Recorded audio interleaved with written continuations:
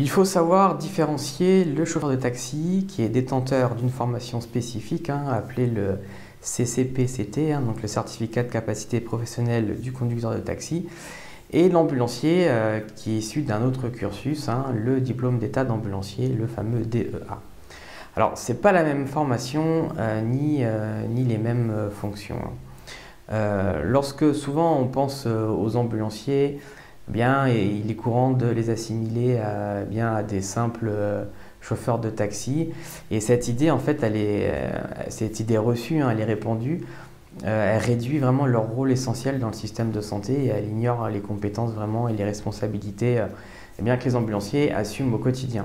Alors dans cette vidéo, on va un peu démystifier cette idée fausse et montrer la véritable nature du métier d'ambulancier.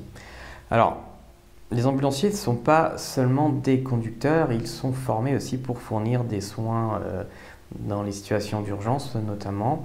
Ils sont équipés de matériel pour gérer diverses situations médicales, en allant des blessures mineures jusqu'aux urgences vitales. Et leur formation, elle comprend la maîtrise des premiers secours, la réanimation cardio-pulmonaire, la gestion des voies aériennes, l'administration aussi de certaines thérapeutiques d'urgence, mais voilà, bien plus encore.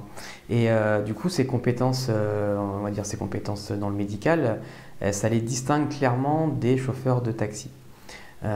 Les ambulanciers, ils vont suivre des protocoles stricts pour assurer la sécurité et le bien-être des patients qu'ils vont prendre en charge.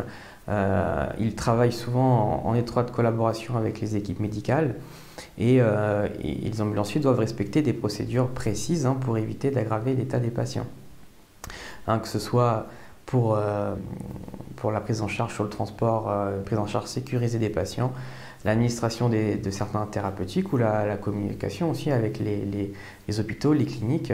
Le rôle des ambulanciers est bien plus complexe qu'un simple transporteur. Maintenant, les ambulanciers ils ne se contentent pas non plus que de fournir des soins. Ils sont également là pour apporter du soutien et du réconfort aux patients, à la famille. Ils vont interagir avec les patients, les familles dans des moments de grande vulnérabilité. Et puis, les ambulanciers doivent faire preuve d'une grande empathie, c'est important. Ils doivent être à l'écoute, ils doivent savoir rassurer, être capables de gérer des situations qui peuvent être stressantes, tout en gardant leur calme et leur professionnalisme. C'est vraiment important de reconnaître la diversité des compétences et des responsabilités que les ambulanciers assument chaque jour.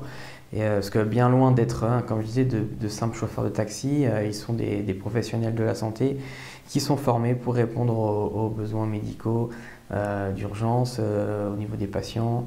Donc il est un peu le temps de dépasser les stéréotypes et vraiment de saluer le rôle qui est vraiment essentiel qu'ils ont dans notre système de santé.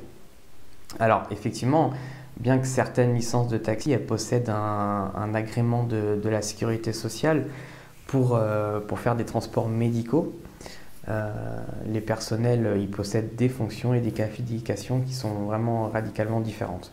Mais ça n'empêche pas il y a beaucoup de collègues qui ont le DEA aussi, ou qui sont auxiliaires ambulanciers, ils possèdent l'ensemble de ces qualifications, ils sont à même aussi de faire partie de l'équipage d'une ambulance un jour et puis le lendemain être au volant d'un taxi.